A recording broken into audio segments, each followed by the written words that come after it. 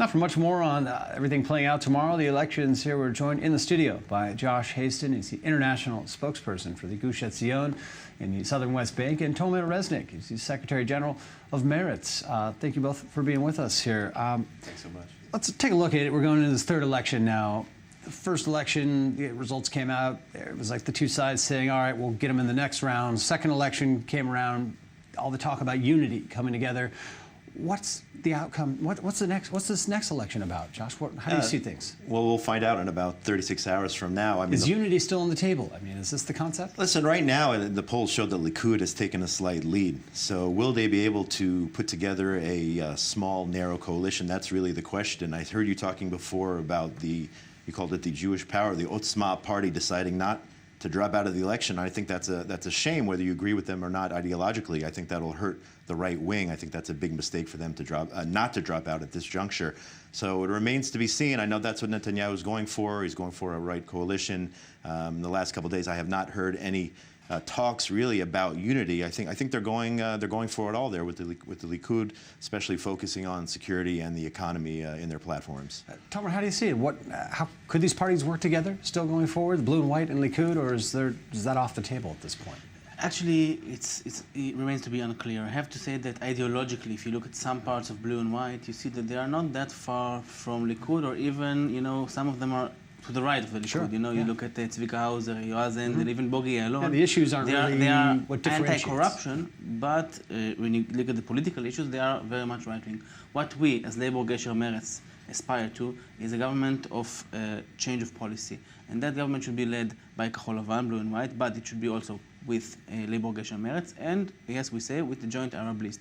We not only that we not exclude them, we want them to be, they won't be in government because they don't want to be, but they should be give their support from outside of the coalition, because what was good for Yitzhak Rabin can be also good for Benny Gantz. What does that mean, for operations in Gaza, for example, or for the security picture? If the Arab Joint List has that kind of power over a coalition, could that complicate things? No, it couldn't. The people forget two things. First of all, they don't want to be part of the coalition. I would like them to be, but even inside the coalition, you don't have always agreements. But, the law in Israel changed. It's different to form a government and then to remove the government. In order to remove the government, you need to have what is called a constructive majority. It's not enough that the government is now a minority, but you need to have 61 that want someone else to be in government. Therefore, once you form a government, it's very stable. And therefore, all of this threat that, if Ahmed Tibi will disagree with the government on this, he can just remove the government, it's not true.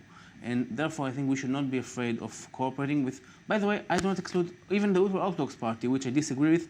I do not exclude them. These conversations about excluding populations and parties, it's not constructive. And in order to get the country out of this, election cycles, endless election cycles, we need to have a new government, but not only a new government, but a new government with new priorities. And therefore, Kahol Lavan, Labor Gesher Meretz, this should be the base of any new government. And then we can go with Lieberman, we can go with the ULTRA-ORTHODOX, and we can go with the joint Arab list. I want to keep talking with you guys in a minute. Let's bring in the most recent and really latest and final pre-election polls that emerged. First of all, from Israel's Channel 12, they show the Likud with 35 seats to blue and white's 33, giving the right and religious bloc about 58 total parliamentary seats. And the center-left bloc, as it's been termed, combined with the joint Arab list at about 56. Meanwhile, Avigdor Lieberman's centrist Yisrael Beitenu is polling at about 6 seats. But by contrast, Israel's Channel 13 has blue and white and Likud virtually tied at 33 seats apiece, with small adjustments to the other parties. Now, in our latest i24NEWS Yisrael Hayom poll, the right-wing bloc sits at some 57 seats, not close to a majority quite yet, of 61 seats. Now, these were all results prior to Thursday here. Important to mention, obviously, we're in the home stretch, final few days here now. Josh, come back to you now. What do you say about this concept of basically everyone working together here now? As we mentioned, coming out of the second elections, the country really wanted to see the two big blocs, or Likud and blue and white, stand together. Again, as Tomer was just highlighting, the issues, not really differentiating these parties. Is there still a chance, do you think, to see them partner? I know it's coming back to what we discussed here, but what would it take? Could Netanyahu stay in power? Yeah, that's a good question. I mean, we've already had twice before the parties, the biggest two parties, Likud and Blue White, unable to form a coalition.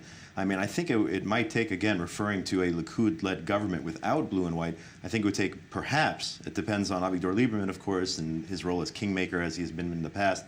It would take maybe some of the two or three Blue and White members joining the Likud there in order to make it happen. So to answer your question, I don't see that at this juncture.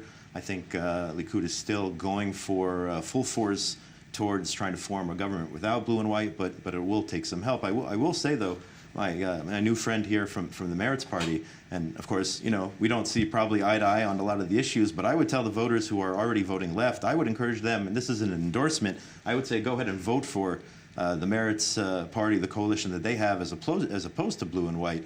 I mean, they actually, stand for some ideology, even if I disagree with them. Unlike Blue and White, which, they're essentially an anything but Bibi party. So I would encourage voters out there to really take a look at that party, the Meretz. What are they? The three parties? Labor, Geshem, Meretz. I would say if you're going to vote left, vote for this party and not Blue and White, because Blue and White doesn't really have a platform. With Blue and White, yes, a lot of people say only thing that's held this party together is the fact that they want to take out Netanyahu. Now, the third time around, there's fatigue around that, since essentially they failed at that mission these first two times. Is something different now? Do you actually agree that it's a thrown away vote? First perhaps of all, I agree that we should vote for Labor Geshem Meretz, of course. Yes. I wouldn't be in my position if I wouldn't agree with that. I would say this, I want to be fair with Blue and White. Blue and White is a supermarket party. You have people who are more leaning to the left. Some of them I wish would be with us. Some of them also came from Meretz or Labor in the past. Some of them are really hardline right-wing. And therefore, what I think that should be for the leftist voters, they should vote for us if they are more to the center-right. And this is also the role of Blue and White. They said our role is to bring voters from the right. Gantz this election took a right turn, and he said with the Jordan Valley and all of that, they should go and search for the voters in the right bloc in order to have for our bloc 61 seats. And for the leftist voters, they should vote indeed for Labor, Geshem, Meretz. And this is also our criticism on the recent campaign of Blue and White. They launched a campaign calling our voters to vote for them. And I'm not a great mathematician, but one thing is clear. If you want to have a majority, you need 61 seats. In order to have 61 seats, you need to take voters from the other bloc, not to fight inside the bloc. That's very clear. No one goes to a soccer match to see a tie. You want a victory. In order to have a victory, you need to take voters from the other side. So what I say from here to Blue and White people, you should go out to the right, take voters from the center right, and leave us the left. And quickly, in the short time we have left, Josh, now I'm making an assumption that as the international spokesman for the Gush Etzionists, voters leaning a little more to the right on many of the issues here. Is there fatigue amongst the people that you're, mingling with, living alongside? Are they enthused for this vote? I don't think it's either one. I mean, I don't think there's fatigue. I know yesterday I got a message from some of our leadership encouraging people to go out and get the vote out. There's been a lot of talk, on WhatsApp groups about getting the vote out. Unfortunately, we're going through this a third time. We don't want a fourth time, and I think that the only way we can't go to a fourth time is a lot of people go out. Likud and Benjamin Netanyahu, a little bit of a change in strategy, actually going after the Likud voters this time, targeting them and saying, hey, you got to get out the vote. And whether or not I personally endorse Likud or Naftali Bennett or any of those parties, I think that is definitely a change this time around. And I don't think people are tired. I think they'll go out and vote tomorrow. Then afterwards, they'll head out and check out this beautiful beach that we have here behind us. Right. So another holiday. I want to say to my friend, and this is a compliment from me to you. One thing that our public, the more progressive leftist party public should learn from the settlers. They are very well organized. They go to vote on very high rates. And in Tel Aviv, we have actually one of the lowest votes in the general public. And if in Tel Aviv people would vote like in the settlements, I guess that Gantz will win by now. Well, we will see, and of course, I'll stay tuned for the turnout rates and everything else. Thank you guys both for coming here with really the nuanced perspectives you bring. Thank you. Appreciate it, Josh Hasten and Tomer Resnick. Thanks for being with us. Now, moving on here, some other big news from the day. Turkey announced today that their military operation, dubbed Spring Shield in Syria's Idlib province, as they put it,